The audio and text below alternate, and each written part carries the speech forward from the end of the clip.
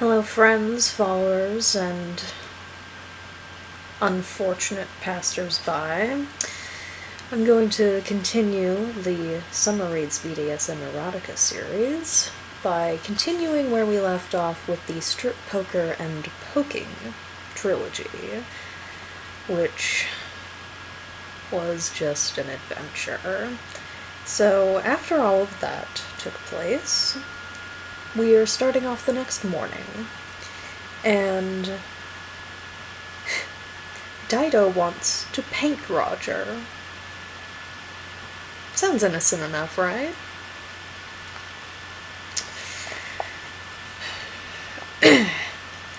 The following day was chosen for my debut as a model, and I obediently carried Dido's paints and easel for her to the summer house, beside which a rocky outcrop thought suitable as Mount Olympus.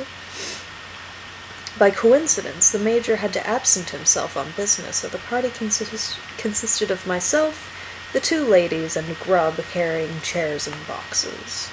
Grub is such a workhorse, bless her heart. On Dido's command, I stripped to the nude, and felt completely modest, my role being an artist's model rather than a lustful tool. Dido said that I looked delightfully innocent, adding that this would not do for Prometheus. I placed myself atop the rock while Dido set up her equipment, and Grub brought a pile of filmy golden cords for my binding. Dido ordered me to lie down and adopt the crab position, and when I hesitated, she chided me that it was all for show and I must not be scared of chastisement. I lay on my side with my arms and legs stretched behind me. I felt my wrists and ankles loosely bound, and there was a slight stirring in my exposed member as I began to relish my submissive pose, artistic or not. Miss Florence finished the knot and saw my cock still soft, and said she supposed my docile organ betokened obedience. Gaily I replied that it did, and suddenly I gasped as she swiftly replaced my featherweight cords with a binding of the hardest leather thongs. My wrigglings were useless. Miss Florence smiled cruelly as she showed me the pile of light cords was fake. There was only one golden cord, and the rest of the pile was heavy thongs. I looked at Grub for comfort, and was rewarded with a mocking simper, then protested feebly to Dido that she had told me not to be afraid of chastisement. Exactly. I didn't say there would be none. The three of them lifted me up in strong arms, and with surprising agility hung me by the ankles from a tree branch. And Dido sighed, and said the painting could wait. Of course. They can never just do something normally, can they? That was show as well, she said. I'm more interested in revenge for your several insolences, Roger. To spoil my daughter's birthday, to bugger the serving girl, to fuck me in front of my own husband. You are a very, very wicked boy. She balled her fist and punched the helmet of my cock like a prize fighter. And my shaft rose stiff but helpless, casting a shadow like a sundial. It's cock-a-clock. It was agreed that I was a male pig, and must be made to snuffle like a pig. Grub unfurled a coil of copper wire, then began to wind it around my balls and the shaft of my cock, until my whole manhood was cased in a tight metal corset, leaving only the helmet bare. She pulled down my prepuce roughly, all the way to its root, and delivered a teasing kiss to my crescent moon. The wire was noosed around my balls, and Grub tightened it, then stretched the wire taut and fastened it to a tree stump. She twanged it like a violin. which sent powerful shivers through me. Miss Florence was wearing her purple flowered dress.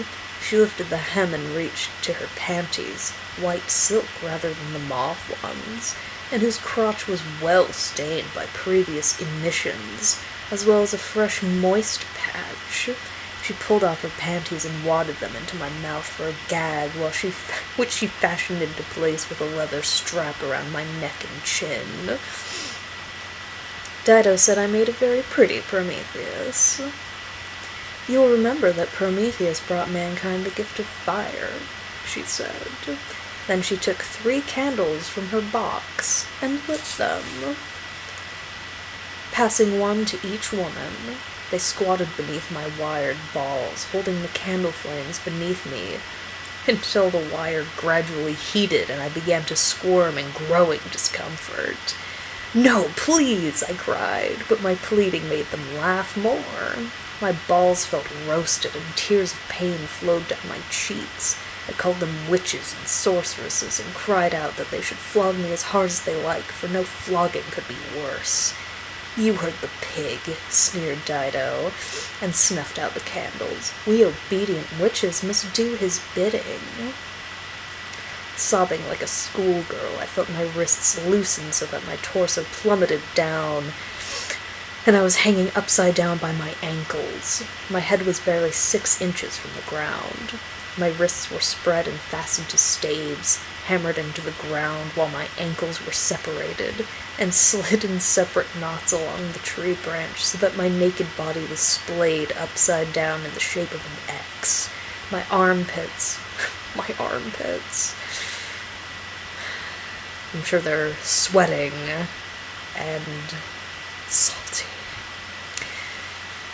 My whimpers were stilled by grubs jerking the hot wire noose around my balls. Then Dido fastened my head in my mistress's filthy gas mask, stifling, yet still sweet from her own breath.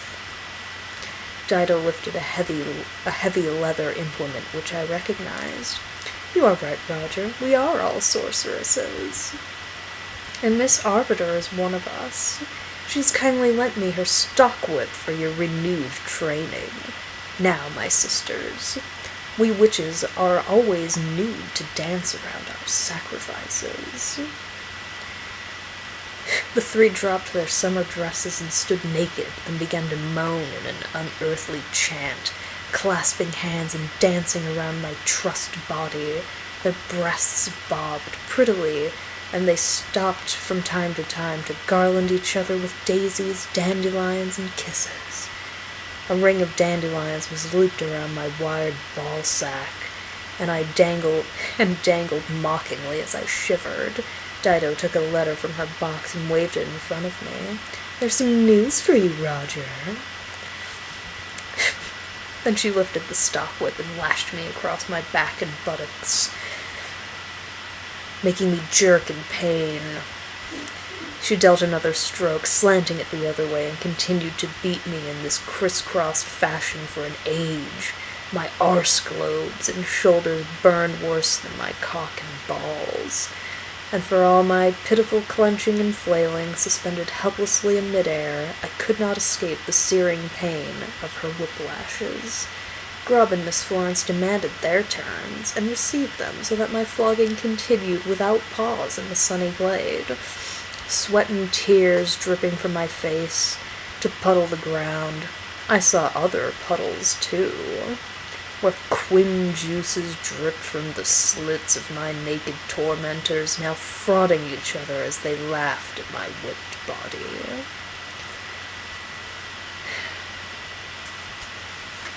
Let's pick that back up in another video.